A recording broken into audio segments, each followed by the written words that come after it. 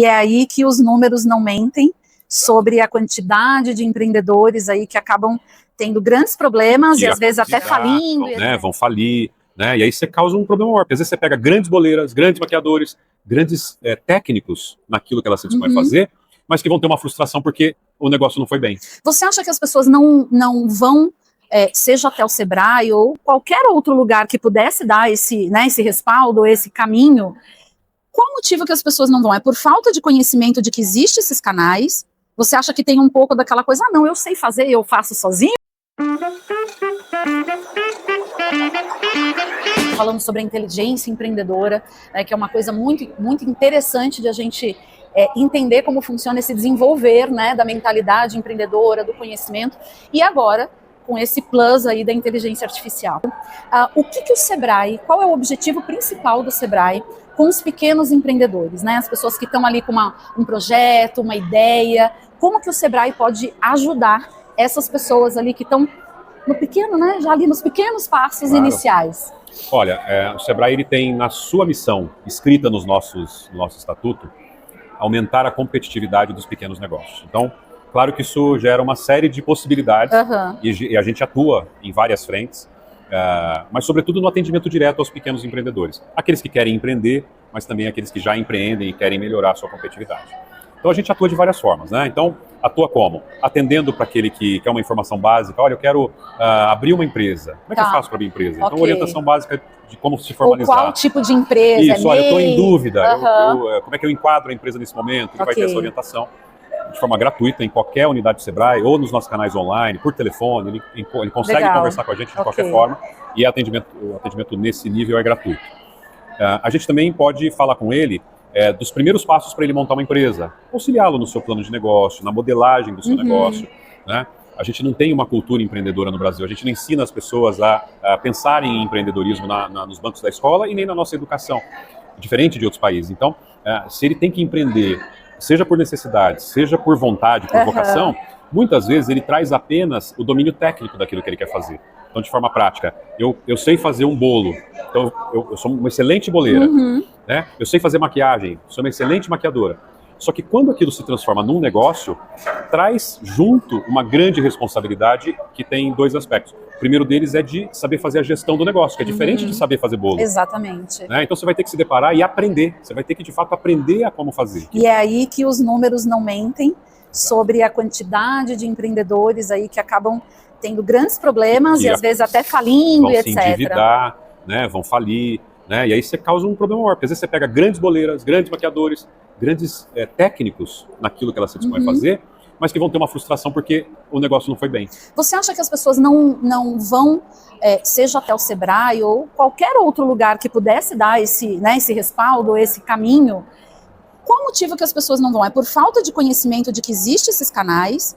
Você acha que tem um pouco daquela coisa, não, eu sei fazer, eu faço sozinho, ou uma mistura, como é que é? Eu não sei se essa é a melhor palavra, mas eu vou me arriscar. Ele é um pouco arrogante, porque ele é bom boleiro e ele acha que isso basta para ele empreender. Porque eu tenho cliente, porque eles me elogiam. Eles elogiam meu bolo. Ok. Mas aí ele não sabe fazer o preço do bolo, ele não consegue fazer uma ficha técnica do bolo para definir o preço. Aí ele cobra errado. Aí tá vendendo bastante, e aí é uma armadilha, porque se ele fez um preço errado e tá vendendo muito, ele só tá ampliando a dívida dele. Então ele acha que ele tá tendo sucesso, e ele, na verdade, ele tá indo pro fracasso. A gente escuta muito a pessoa, eu trabalho tanto e não sobra dinheiro. Acho que é bem isso, né? Muito provavelmente. Porque ele tá vendendo ali, mas não tá fazendo conta de quanto ele tem de custo. E isso é o básico da técnica de você fazer gestão empreendedora, que é saber como é que você faz o preço correto do que você tá oferecendo. E o Sebrae tem todo esse acompanhamento. E aí a gente vai ensiná-lo, no caso, se é alguém de alimentação, uma ficha técnica daquele tipo de produto, vai ensinar como é que ele faz, como é que define custo, margem de lucro, margem de contribuição, os custos indiretos, Porque, por exemplo, ele não coloca a hora de trabalho dele, e aí a hora que ele começa a vender muito, ele quer crescer, ele não pode, porque ele não consegue pagar alguém, porque ele não está remunerando, então porque ele mistura a empresa com a pessoa, física. Então ele não entende que ele, quando está na atividade e ele põe a mão na massa, ele tem que ser remunerado com, por exemplo, um prolabore, que é como se tivesse um funcionário. Então tudo isso são aprendizados que o Sebrae faz diariamente há 50 anos, ensinando as pessoas a despertarem para isso. Tem um outro componente, que aí tem a ver com essa coisa da arrogância um pouco, que é o comportamento empreendedor. Todos nós temos comportamentos. Quando você vai empreender, existem comportamentos específicos que você precisa identificar para saber se você tem eles desenvolvidos. Quais seriam? Então vamos lá. Por exemplo, são vários comportamentos, mas vamos imaginar o seguinte, você tem um perfil de ser uma boa boleira, vou pegar o mesmo exemplo, tá? Só que você é super cuidadosa e tem exigência de qualidade. Você não entrega qualquer coisa. Você olha, você mede, né? Você quer fazer o melhor e vai aprender a aperfeiçoar, não aceita não fazer o melhor. Isso é um comportamento empreendedor, que é a exigência de qualidade. Tá. Né? Um outro comportamento empreendedor que tem a ver com a sua forma de comunicação. Você sabe vender o seu produto? Você sabe comunicar o seu produto? Né? E muitas vezes as habilidades de comunicação não são natas da pessoa. Ela é boa técnica, sim, mas ela não sabe vender. Então ela faz um bolo excelente, perfeito, mas não sabe vender. Vai fracassar. Né? Ela é perfeccionista, mas ela não consegue ter um processo para conseguir fazer 2 bolos para atender 2 clientes ao mesmo tempo. Quer dizer, ela acaba se engessando demais, ela se atrapalha, ela não tem aquele senso de realização. Ok. Né? Isso é um comportamento que tem a ver com a personalidade da pessoa, com o que ela aprendeu, com o jeito que ela é.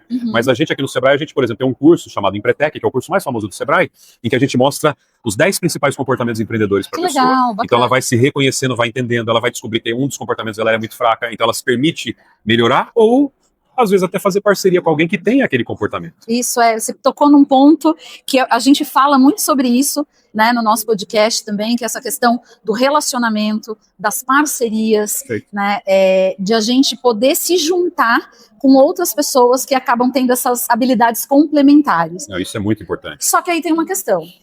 Dá para confiar nas pessoas, né? Que a gente escuta muito isso. Como é que a gente pode fazer essas parcerias? Como é que vocês acabam direcionando as pessoas para esse networking? E o que você poderia dar de dica ou de conselho para que a pessoa pudesse ter um cuidado de se relacionar, mas também não se fechasse, né? E acabasse deixando de crescer e de aprender com isso. Isso tem a ver com uma das habilidades, que é essa habilidade de comunicação, mas também de relacionamento. Né? É a sua habilidade de poder, vamos assim colocar. Sim. É como você consegue se impor, é como você consegue influenciar as pessoas. Que tem até um termo que é poder pessoal, né? Sim, na comunicação. Tem a ver com empoderamento, né? Para a pessoa se empoderar. E o brasileiro tem ainda um pouco apesar daquela coisa da arrogância, muitas vezes a gente também não acredita, tem baixa autoestima.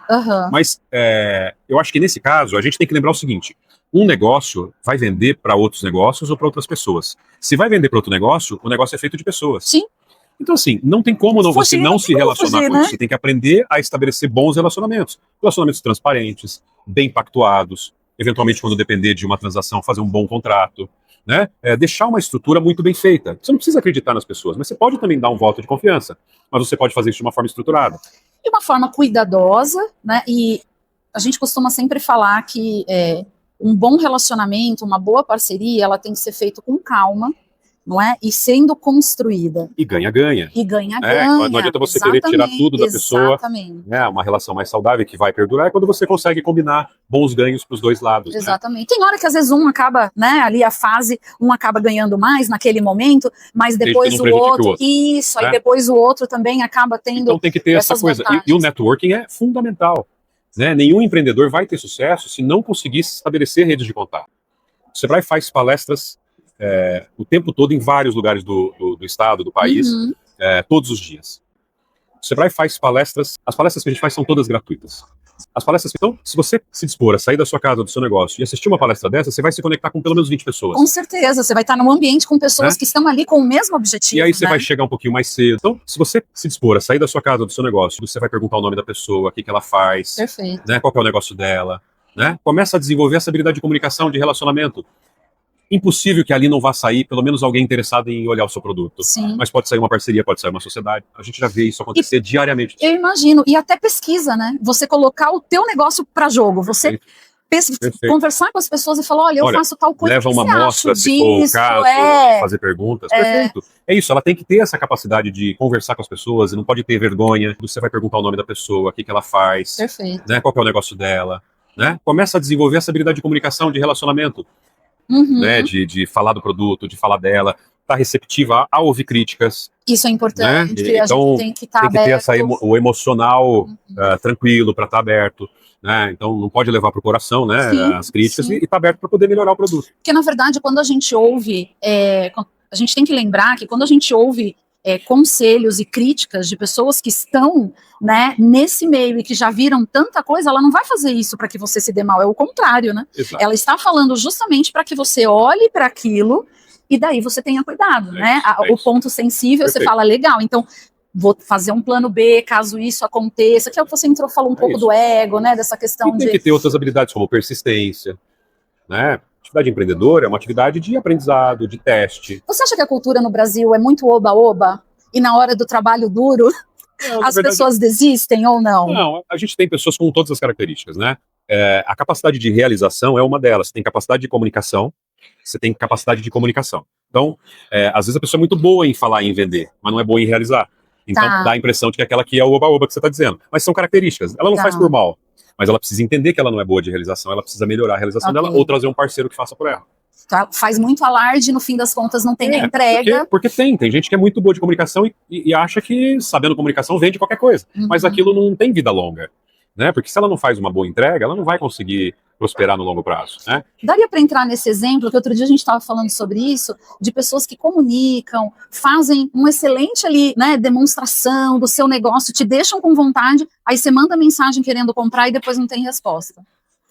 Isso é a entrega, né? Porque a pessoa é boa em vender, mas depois não... É a realização. É a realização. Né? Quais são os 3 grandes eixos desse comportamento que nós estamos falando? Primeiro, a capacidade de você planejar. Então, o brasileiro também não tem isso. Nós não temos. Isso é pesquisa, tá? Em comparação com outros públicos do mundo, nós não somos educados para fazer planejamento. A gente é muito Zeca Pagodinho, sabe? Deixa a vida me levar. Né? É uma característica do brasileiro. A gente improvisa muito. Tem um outro lado que é positivo nisso. Que é bom, sim, sim. Bom. Mas a gente não planeja, isso é importante. Planejar, escrever, fazer o plano de negócio, fazer a gente chama aqui de Canva, da modelagem de negócio. Isso, né? isso. Então, isso é uma forma de você ir entendendo melhor o mercado, o público, os diferenciais do seu produto, entender que o seu produto precisa ter um diferencial. E basicamente você tem dois tipos de diferenciais que você pode construir. Ou você se diferencia por algo relacionado à qualidade, né? Então você entrega um pouco mais pelo mesmo preço que um concorrente, então você está transferindo valor por uma diferenciação, ou você entrega menor preço. Mesmo produto por menor preço. Tudo bem, são estratégias, você pode escolher. Só que quando você vai menor preço, na verdade você tem que ter menor custo. Você tem que ter um modelo de operação que opere com baixo custo. Não com baixa qualidade, com baixo custo, são opções. Então, se você começa a entender isso, em determinados segmentos que você vai entrar, você tem que entrar com a melhor estratégia. Então, já é um raciocínio de planejamento. Sim, e importante, porque dependendo do produto que você quer trabalhar, não adianta você usar a estratégia do menor preço, de repente, porque o produto já é um produto para a classe, né, para ali você vai ter um público, um nicho de pessoas que querem qualidade. Então, isso é importantíssimo. Isso acontece todos os tempos, porque a gente tem dificuldade de precificar, como eu falei. Esses dias, por exemplo, eu fui atender duas sócias que montaram um café no alto de um morro numa cidade do interior. Né? E aí eu cheguei lá, e tem uma vista belíssima, um lugar maravilhoso, super diferenciado, que atrai um público com poder aquisitivo um pouco maior. E eu cheguei lá para tomar um café, o café custava R$3. Né? Eu disse, olha, desculpa. Não vai. Mas nós somos uma cidade pequena, esse café de vocês tem que custar no mínimo R$5. Mas as pessoas não vão comprar. Vamos fazer um teste? Né? Porque elas não estão, e elas não entendem esse posicionamento porque não fizeram esse planejamento.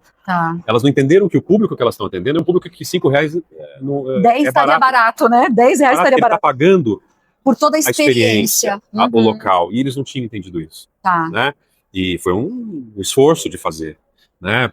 Porque está muito arraigado essa coisa de ter medo, né? De não arriscar um pouco. Né? Arriscar com o planejamento faz parte do Nossa, bem importante essa colocação que você fez. É algo diferente, a gente não costuma ouvir isso, né? Entender essas duas estratégias, o que você quer com o seu produto, né? Exato. Você quer colocar um preço ali, o teu produto cabe isso, você pôr um preço, ou você vai oferecer experiência, atender um público ali, e aí você tem que mirar nisso. Testa, né? Insista, persista, né? Mas se permita fazer testes. Né? Hoje a gente fala muito de startups, né? Sim. O que é startup? Uma empresa que começa testando.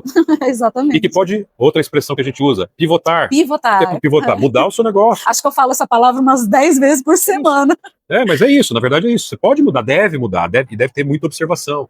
Né, olhar para o seu público, entender o que ele está procurando, que necessidades que você vai atender e como você vai atender essas necessidades com o diferencial. Até porque hoje a gente acorda e já tem alguma novidade que isso pode mudar todo o contexto do mercado. Então é importante a gente olhar a curto, médio e longo prazo, né? E já ir se ajustando para ter essa vida útil, né? É isso, e isso está dentro do conjunto de planejamento. Então essa é a primeira parte da encrenca de empreender.